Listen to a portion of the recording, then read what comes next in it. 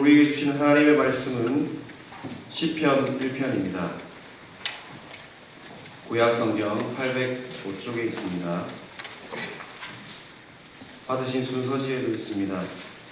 우리 다 찾으셨으면 한 절씩 교독하도록 하겠습니다. 복 있는 사람은 악인들의 길을 따르지 아니하며 죄인들의 길에 서지 아니하며 오만한 자들의 자리에 앉지 아니하고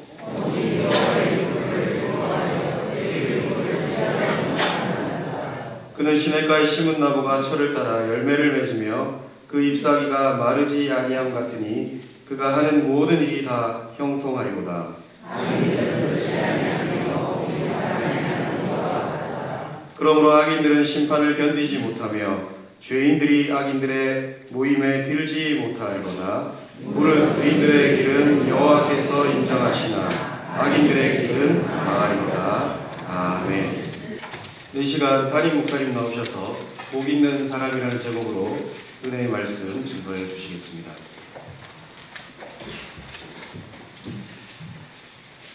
시편 말씀을 보면 개인적으로 참 은혜가 된다라는 느낌을 많이 받습니다. 왜냐면요, 시편은 천상의 언어나 천사들의 언어로 표현되지 않았지만 참 아름답습니다. 그리고 우리와 차원이 다른 하늘의 언어로 표현되지 않았지만 사람의 희노애락을 그 감정을 통해서 담아 놓았지만 그 내용이 너무 진솔하고 감동적입니다. 무엇보다도요, 내가 어떤 상황에 있든지 그리고 어떤 마음으로 시편을 보느냐에 따라서 그때그때마다 느낌이 다르게 다가오고요. 슬플 때, 기쁠 때, 고통당하고 쫓길 때, 심지어는 아플 때, 외로울 때 모든 상황에서 시편의 말씀들은 그때그때 주시는 메시지가 다양하게 다가오기 때문입니다. 그래서 많은 신학자들 역시 시편은 하나님을 향한 신앙 선배들의 신앙 고백을 담고 있다라고 표현하고 있고요. 그 안에는 율법과 역사와 지혜와 예언까지 담겨있는 구약 성경의 요약이다라고 일반적으로 부르기도 합니다. 여러분 잘 아시는 마틴 루터는 시편을 향해서 작은 성경이다. 시편 안에 모든 구약과 모든 신약과 이 모든 것들을 다 담고 있는 내용이 시편에 있다. 이렇게 말하기도 했어요. 또 종교개혁자 칼빈은요, 시편을 가리켜서 영혼의 해부학이다라고 표현을 했는데요. 그만큼 하나님의 백성으로서 영혼의 깊은 감정들을 잘 다루고 표현한 내용이다라는 내용이죠. 그래서 저는 조금 어렵겠습니다만 시편을 이렇게 정리하고 싶습니다. 언약 관계 속에 있는 하나님의 백성이 주어진 상황에서 자신의 감정과 영적 체험을 기도와 찬양으로 하나님과 만나는 영적인 언어이다라고 개인적으로 표현하고 싶습니다. 특히 오늘 우리가 지금 읽었던 시편 1편 말씀은요, 시편의 전체의 서론과도 같다라고 일반적으로 평가를 합니다. 시편을 고백하는 자들이 어떤 자이며 시편이 나아가야 할 방향이 어떤 방향인지를 잘 표현해 주는 내용이 바로 시편 1편에 있다라는 말씀이죠. 여러분 시편 1편 어떻게 시작하죠? 처음에 복 있는 사람은 이렇게 시작하죠. 네. 여러분 복 있는 사람은 성경에는요, 복 받은 사람은 이라는 내용이 없는 건 아니에요. 복을 받을 것이다 라고 하는 내용이 없는 건 아니지만 여러분 전체적인 성경의 내용들을 우리가 살펴보면 복 받은 사람의 개념이 아니라 복 있는 사람은 이렇게 표현한다라는 것이죠. 복 있는 사람은. 많은 사람들은요, 관심이 어디 있냐면, 아니 신앙생활을 오래 하신 분들도 마찬가지일 것 같아요. 온통 관심사는 복을 받는다는 개념에 많습니다. 내가 얼마나 복된 존재인지 이 존재론적 복에는 별로 관심이 없고 내가 얼마나 많은 것을 가지고 있는지, 내가 많은 것을 얻고 있는지, 이런 소유의 개념으로 복을 받는다는 개념으로 복을 생각할 때가 참 많습니다. 그런데요, 성경에서 말하는 이 복에 대한 개념은요, 존재론적 개념이에요. 오늘 본문에서 말씀하는 것처럼 복이 있다, 이 존재 자체가 복이 있다라는 개념이에요. 복을 얼마나 받았느냐라는 개념이 아니라 복이 있다라는 개념이라는 것이죠. 그러니 여러분이 많은 것을 얻지 못했고 남보다 많은 것을 가지지 못하고 누리지 못했어도요, 여러분 그 존재 자체는 복 있는 사람입니다. 그래서 내가 감사할 수 있는 이유는 내가 많은 복을 받았고 누리고 있기 때문이다 라고 말하기 이전에 먼저 우리는 복 있는 사람, 존재론적인 복을 여러분이 누리고 있다라는 것이죠. 그래서 저와 여러분은 주 안에서 복 있는 사람임을 믿습니다. 그 믿음 가지고 감사하며 사셔야 하는 거예요. 그렇다면 과연 복 있는 사람은 어떤 사람일까요?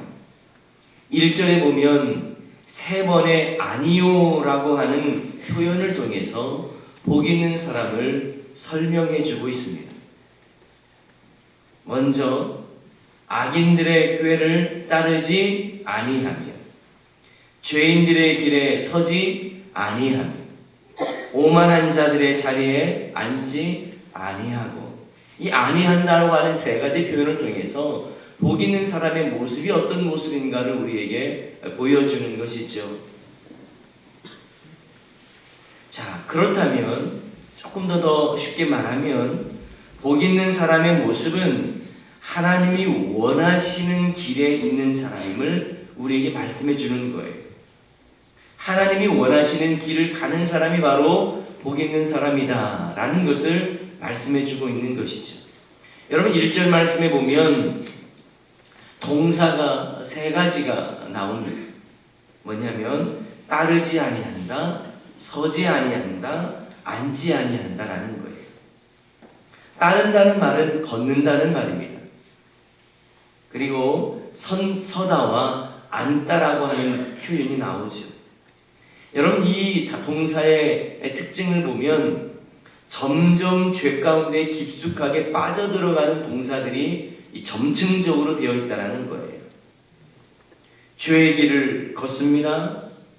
그러다가 돌이켜 나오면 되는데 악인은 그렇지 않는다는 거예요.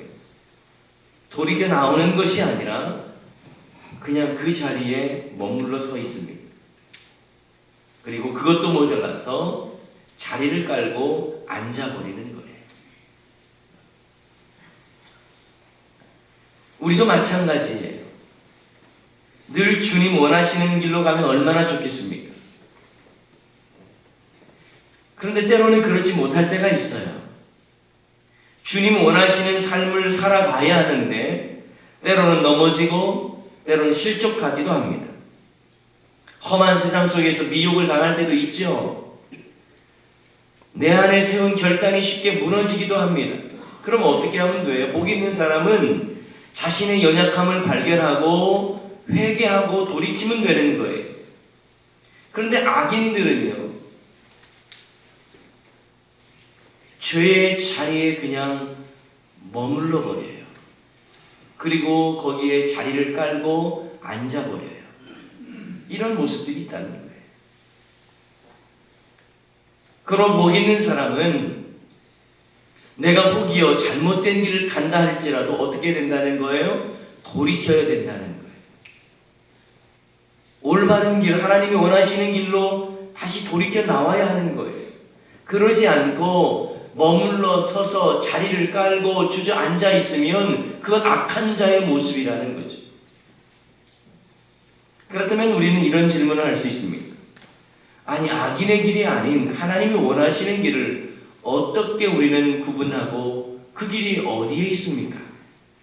그 길은 바로 2절에서 말씀해주고 있죠. 우리 2절 말씀 다 같이 한번 읽어보겠습니다. 2절입니다. 시작.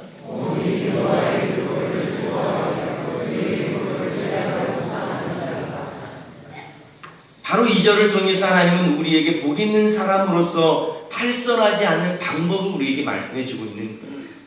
그 방법이 뭐예요? 하나님의 말씀 중심으로 살아가는 거예요. 여기서 주야로 묵상한다고 하는 것은요, 지속적으로 부드럽게 소리를 내리는 게 읊조린다라고 하는 의미에 더 가깝습니다. 머릿속으로만 생각하는 것이 아니라 입술로, 삶으로 계속해서 그거를 적용해 가는 거예요. 신명기 17장 18절 말씀에 보면요, 이런 내용이 있습니다. 이스라엘의 왕으로서 행해야 할 중요한 조건들, 요소들 이렇게 이야기를 하면서 이런 내용이 있어요. 그가 왕위에 오르거든 이 율법서의 등사본을 레위 사람 제사장 앞에서 책에 기록하여 평생 자기 옆에 두고 읽어 그의 하나님 여호와 경외하기를 배우며 이 율법의 모든 말과 이 규례를 지켜 행할 것이라.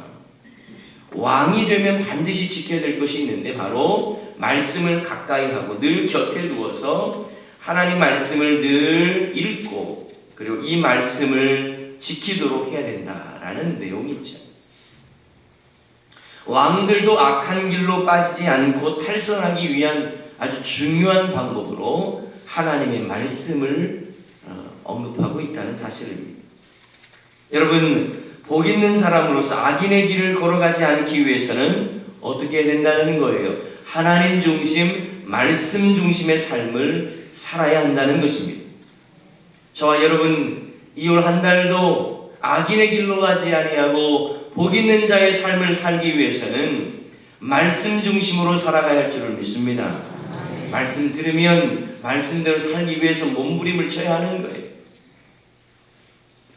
그리고 복 있는 자의 모습을 시편 기자는 3절에 이렇게 형상화하죠. 우리 3절 말씀 한번 읽어보겠습니다. 시작. 그는 시냇가에 심은 나무가 철을 따라 열매를 맺으며 그 잎사귀가 마르지 아니함 같으니 그가 하는 모든 일이 다 형통하리라.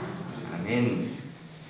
이 모습은 의인이 열매 맺고 푸르른 생명력이 넘쳐나는 삶을 우리에게 보여주는 것이죠. 그런데 여러분, 이 나무가 시절에 상관없이 철 따라 열매를 맺는 이유가 어디 있습니까? 나무의 품종이 좋기 때문입니까? 아니죠. 실제 팔레스타인 지역은요, 계속 푸르르게 자라나는 나무가 발견되기 쉽지 않아요. 한철 동안은 잘 자라다가도 건기가 되면 말라서 죽는 나무들이 많습니다. 그런데 늘 푸르르게 자라나는 나무가 되기 위한 조건은 딱 한 가지예요. 시냇가에 있는 나무인 경우입니다. 제가 한 10여 년 전에 이스라엘 성지순례를 갔다 왔는데요. 그 무더운 8월에 제가 갔다 왔거든요. 그런데 이스라엘 북단 헤르몬산 기슭에 바니아스라고 하는 지역에 가보면 주변 나무들이 얼마나 푸르르게 울창하게 되어 있는지 몰라요. 심지어 그곳엔 폭포까지 있더라고요.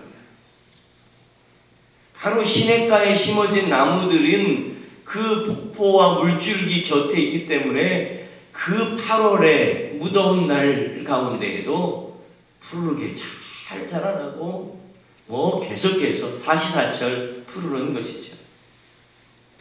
여러분, 시냇가에 있는 나무, 시냇가는 무엇을 의미할까요? 그것은 바로 여호와의 율법을 즐거워하여 그 율법을 주야로 묵상하는 것과 관련이 되어 있어요. 다시 말하면 시냇가는 말씀을 통해 주시는 생명수를 말하는 겁니다. 말씀이 주는 이 생명력을 계속해서 누려야만이 여러분이 사시사철 아름다운 열매를 맺어갈 수 있다는 거예요. 여러분, 우리도 마찬가지예요. 내가 비록 연약하고 부족한 존재고 자칫 잘못하면 악인의 길을 따라갈 수 있는 존재지만 우리의 인생의 뿌리가 말씀에 다 있으면, 생명수 되시는 예수님께 다 있으면 그 인생은 가뭄 때에도 마르지 않고 메마른 속에서도 풍성한 하나님의 은혜와 축복을 누리게 될 줄을 믿습니다. 그러므로 바로 이것이 바로 열매 맺는 삶이에요. 내 인생에 복된 인생, 복 있는 인생 살아가는 것 다른 게 아니에요. 환경적으로 내가 대박을 터뜨리는 게 아니에요. 늘 말씀에 내 인생의 뿌리를 내리고 예수 그리스도의 뿌리를 내린 인생이 바로 복 있는 인생의 모습이요, 사시사철 아름다운 하나님 기뻐하시는 열매를 맺는 삶인 줄 믿으시기 바랍니다. 예레미야 17장 8절 말씀에 보면 이런 말씀이 있어요. 그는 물가에 심어진 나무가 그 뿌리를 강변에 뻗치고 더위가 올지라도 두려워 아니하며 그 입이 정청하며 가무는 해도 걱정이 없고 결실이 그치지 아니함 같으리라. 그는이라고 하는 게 어떤 사람을 말하냐면 여호와를 의지하는 사람을 말하는 거예요. 하나님 중심, 말씀 중심으로 사는 사람은요, 인생의 더위가 와도 두려워하지 않는다는 거예요. 그 입이 날마다 푸르다라고 말씀하고 있습니다. 가무는 해, 가뭄이 와도 걱정이 없고 결실이 그치지 않는다는 것이죠. 그것은 바로 말씀 중심, 하나님 중심으로 살아가는 인생의 모습인 겁니다. 저는 우리의 삶이, 또 우리 교회의 삶이, 사역이 시냇가에 심은 나무처럼 어떤 상황에서도 아름다운 열매를 맺어갈 수 있는 말씀 중심의 교회 되기를 간절히 소원합니다. 그런데 악인들은 전혀 그렇지가 않아요. 시냇가에 심은 나무와 정반대되는 내용이 나오죠. 바로 4절에 보면 어떤 게 나오냐면 바람에 나는 겨가 나와요. 바람에 나는 겨라고 하는 건 무엇을 의미하냐면 악인들은요, 타작마당의 쭉정이와 같다는 말이에요. 옛날에 어머니들께서 보통 많이 하셨던 게 뭐예요? 알곡과 겨를 고르기 위해서 키에 넣고 이렇게 까부른다고 하는가요? 그렇게 하죠.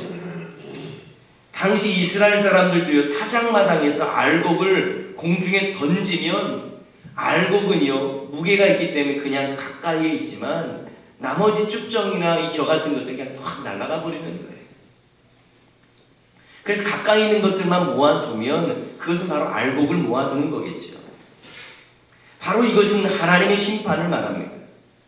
하나님의 심판 앞에서 의인과 악인을 구분하겠다라는 거예요. 하나님의 심판은 너무나 확실하기 때문에 악인이 은밀하게 의인의 회중에 들어가지도 못합니다. 하나님의 심판 앞에서는 뇌물이나 특채나 예외 사항이 없어요. 물론 지상교회에 속한 모두가 의인이라고 말할 수는 없어요. 교회 다닌다고 모두 다 의인이다라고 말할 수는 없어요. 지상교회 안에도 바람에 나는 겨와 같은 존재들이 있을 수 있습니다. 지금 외형적으로는 잘 구분이 되지 않습니다만 하나님의 심판의 때는 그 분명하게 드러날 것입니다. 내가 주인 되어 바람에 나는 겨와 같은 인생인지 아니면 하나님의 말씀과 예수 그리스도께 뿌리 내린 인생인지는 때로는 외형적으로도 잘 구분이 안 될 수도 있어요. 물론 삶으로 보면 잘 나타나기도 합니다만, 하지만 그날에는 알 수 있습니다.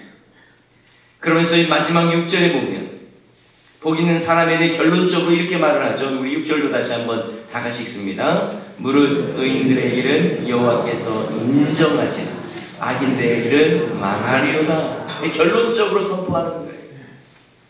우리는 앞에서 복 있는 사람은 악인들의 꾀를 따르지 아니하며 죄인들의 길에 서지 아니한다고 말씀을 보았어요. 이런 점에서 복 있는 사람의 길은 어떤 길이냐면 의인의 길을 걷는 자의 모습이에요. 그러나 1절에 나와 있는 죄인의 길은요, 6절에서 볼 수 있는 악인들의 길이라고 또한 말할 수 있겠죠. 그런데 악인들의 길은 어떻다고요? 망한다라고 말씀해 주고 있어요. 여러분, 우리가 주목해서 봐야 할 게 있는데 뭐냐면 복 있는 사람의 반대말은 뭘까요? 일반적으로 보면 복 없는 사람, 재수가 없는 사람 이렇게 생각할지는 모르겠지만 복 있는 사람의 반대말은 악인입니다. 복 있는 사람의 반대말은 악인이에요. 복 있는 사람의 동일어는 무슨 말이냐? 의인입니다. 그러므로 복 있는 사람은 환경적으로 무엇을 받았느냐, 얼마나 부유하냐 이런 개념이 아니에요.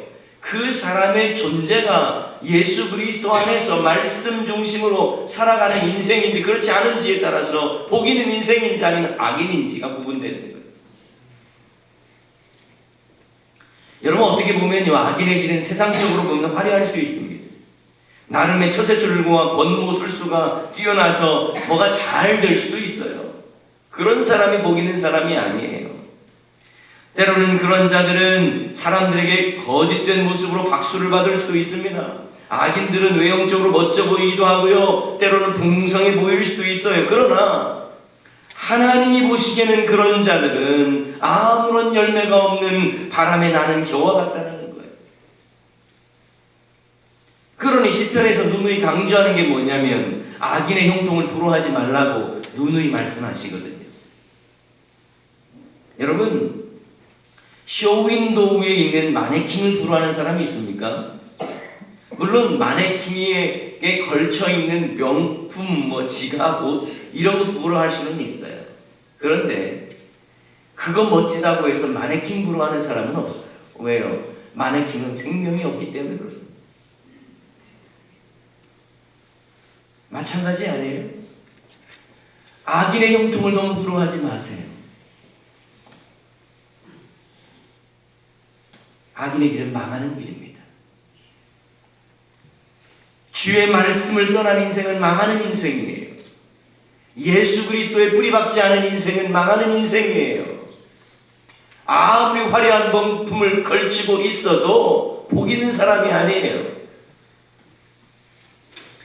그 길을 내가 부럽다고, 그 모습 부럽다고 마네킹 부러워해서는 안 될 일 아닙니까?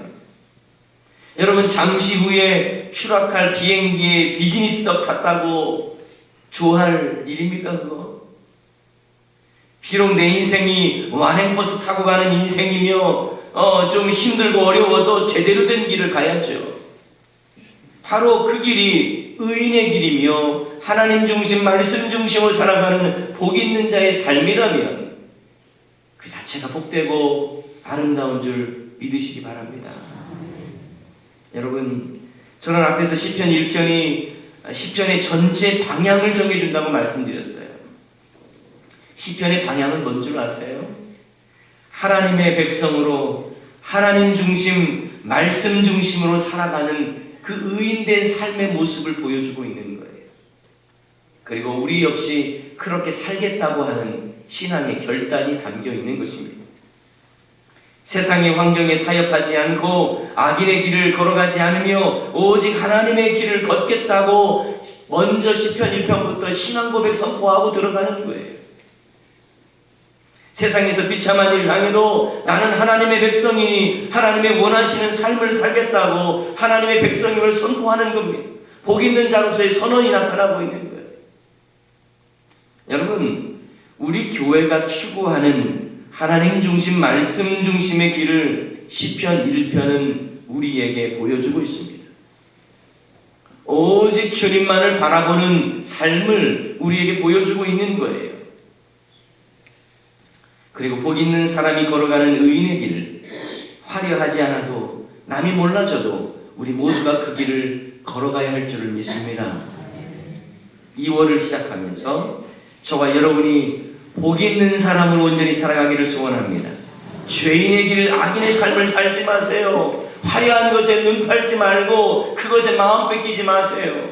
오직 말씀 중심, 하나님 중심, 하나님이 인정하시는 삶을 살아서 저와 여러분의 삶 가운데 늘 주님 기뻐하시는 아름다운 열매를 맺어가는 2월 한 달의 삶이 되기를 주님의 이름으로 간절히 축원합니다. 여러분, 이 시간 말씀 기억하면서 함께 기도하십시다. 복 있는 자의 삶을 살게 해달라고. 그러기 위해서는 하나님 중심, 말씀 중심으로 사는 것인데 때로는 그 길이 화려하게 보이지 않는다 할지라도 우리가 죄인의 길에 서지 아니하고 오만한 자리에 앉지 않게 해달라고. 주여, 하나님이 인정하시는 삶, 말씀 중심의 삶을 이번 한 달도 승리하며 살아가게 해달라고 우리 다 같이 말씀 기억하면서 함께 기도하도록 하십시다. 기도하겠습니다. 아버지 하나님 감사합니다.